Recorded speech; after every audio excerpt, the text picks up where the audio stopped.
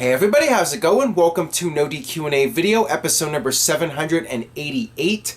Now, if you missed episode number 787, I will have a link in the description box. YouTube has been having some technical problems, and some of you might have missed the previous episode with it not showing up in your description box. So check that video out first, and if you already did watch it, welcome to number 788. Got your questions from twitter.com/AaronRift. Let's get started with the first one today, which comes from the Joker, @ForgedJoker. Hey Aaron, can we expect a Roman Reigns John Cena feud heading into the summer? #passing of the torch. Yes, if I had to make a prediction right now for the SummerSlam main event, I would say it's Roman Reigns versus John Cena, Superman versus Superman. Now, that might not sound so appealing to people out there that want to see Roman Reigns heel turn, which I'm not expecting. I'm not expecting that. I think at most, maybe we will see AJ Styles team up with Carl Anderson and Doc Gallows to reform the WWE version of the Bullet Club, whether it's called Bulletproof or the Balor Club with Finn Balor added to the mix, who knows, but I'm not expecting Roman Reigns to turn heel and align himself with Anderson and Gallows. That's a rumor that's been going out there, or fantasy booking, I should say. I'm expecting Roman Reigns to remain the tweener champion. You take what you have. You either cheer him or you boo him. That's WWE's attitude. Roman Reigns will not be a bad guy. He will not be a good guy. He will be the guy. And I expect Roman Reigns to have several different pay-per-view matches with different people. And then finally, John Cena will be back 100%. And that will be the SummerSlam main event. That's what I'm expecting at this point, with Cena and Reigns both being their usual characters. And WWE thinking that it'll get this huge reaction, a huge mixed reaction. Maybe more people will cheer for Cena. Hopefully for WWE's sake, if that match happens, there's not a Goldberg-Lesnar effect, but I would think that they'll get a decent reaction, but we'll see. Regardless, that's what I'm expecting for SummerSlam. Alright, this one comes from WWE Lewis. Hey, who do you think is the best guy to turn Reigns heel? I think Ambrose, because of all the brother history they have. I think WWE already missed the boat on this one. I think they could have done an angle like this with Dean Ambrose winning the title at Roadblock and Roman Reigns feeling that he got screwed out of his title match. They could have done Lesnar versus Ambrose for the title. Roman Reigns could have turned heel at that point, being jealous of his buddy taking his spot at WrestleMania. I think WWE missed out on doing that.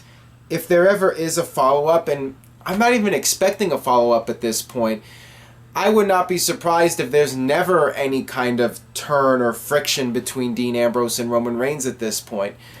They really should do that. There's been so much build-up with those two, but I'm not really sure. But if it does happen, I think that it's more likely Dean Ambrose will be the one that turns heel on Reigns and not the other way around. I would be fine with Ambrose being a heel, but he's very popular as a babyface, although coming off of WrestleMania, he really does not seem to have a lot of momentum. He still has the fans cheering for him, but other than that, he's been losing pay-per-view after pay-per-view. He really needs something. I'm not sure if a heel turn will help or not, but certainly it would not hurt. I mean, just the fact that he could change things up and really take his character into a new direction as a heel, I think that that would be beneficial for Dean Ambrose at this point. Alright, this one comes from Zach. Why can't the WWE have two faces of the company? They had Hogan, Savage, Rock Austin, Cena, Orton. Why not Reigns, Ambrose?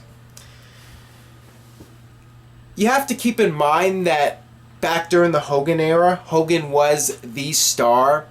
And you could even say during the Attitude Era, Austin was the star.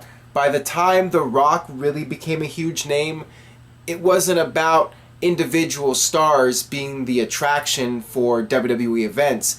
WWE became so strong as a brand that you could really have anybody on top. And that's the way it is in WWE now. It's not about one person carrying the company. Now, you might want to say, well, why can't WWE have Ambrose and Reigns equally as the top two guys in the company. That's just not how they do things. They want to have their top babyface. It's their formula. They had Hulk Hogan as the top babyface for all those years.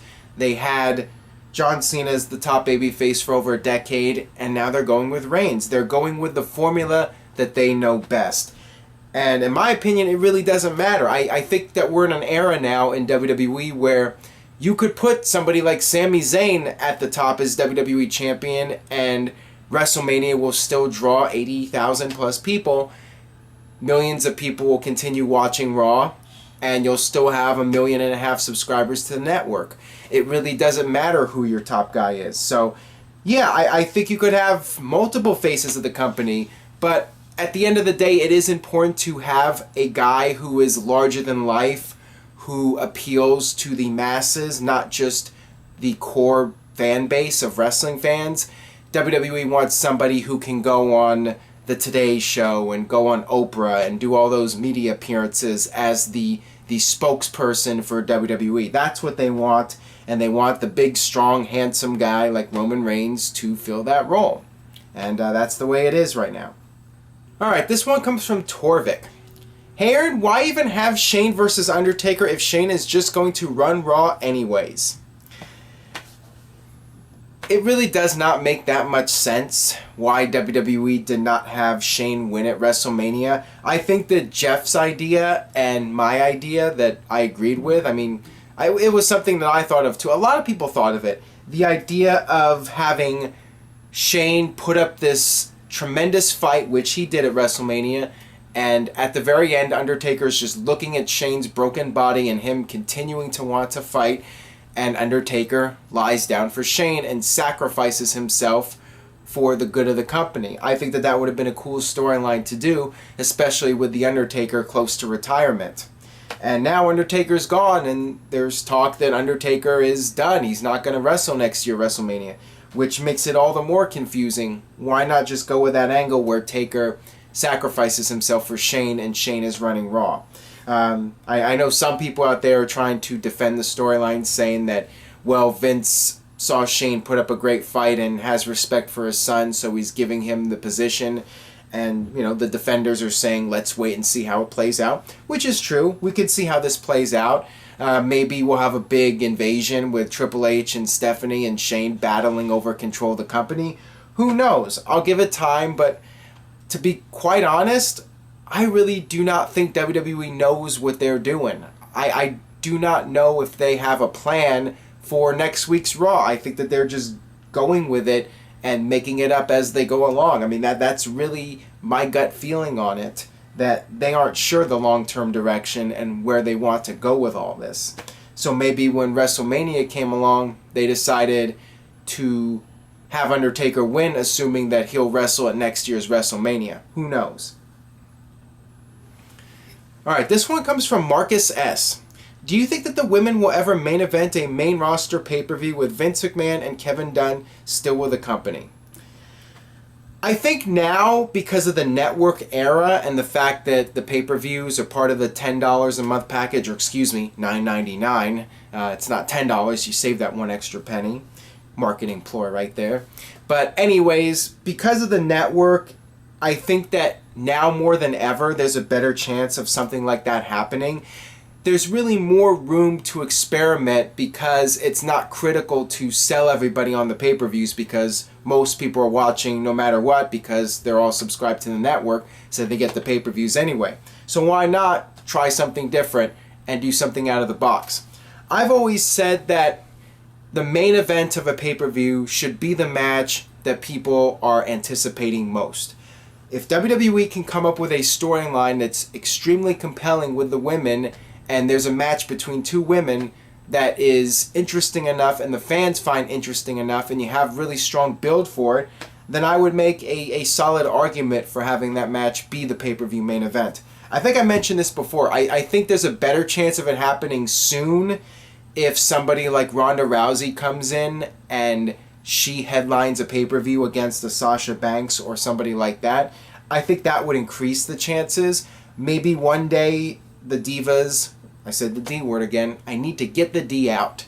the women, maybe one of these days, the women will headline one of the minor shows. You know, I think it's more likely that a pay-per-view like Battleground will have the women headlining rather than a WrestleMania. I think that that's more unlikely, unless, of course, you have somebody like Ronda Rousey involved. All right, this one comes from Sean T. Flick. In your opinion, is it easier to establish a top face or a top heel? I think most wrestlers would tell you that it's easier to be a heel because it's easier to get the people to hate you rather than get them to like you. And I think Roman Reigns has found this out the hard way. It's difficult to get the majority of the fans behind you. That takes a lot of work, not just the company shoving a character down people's throats, but the character and the person who is portraying the character being able to make an organic connection with the fans. It is a tough task. I mean, it's very easy to go out there and tell the fans they suck and make fun of the sports team and get the heat. But getting the people to like you, that takes some work, definitely. All right, this one comes from Jake Stout. Should WWE have another brand split and 2 world titles again? Too many guys deserve a world title run, not 2 in my mind. You could do that if there's another brand split, but I like the idea of there being one world champion, the guy who is the guy, you know, not to steal a phrase from Roman Reigns, but have a guy who is clearly number one and it's not disputed. I like the idea of an undisputed world champion. That's just my opinion. And I like the idea, if the brand split ever happens again, of having one champion that can appear on both shows. That elevates the title more, and there's a bigger mountain to climb and a higher goal to reach.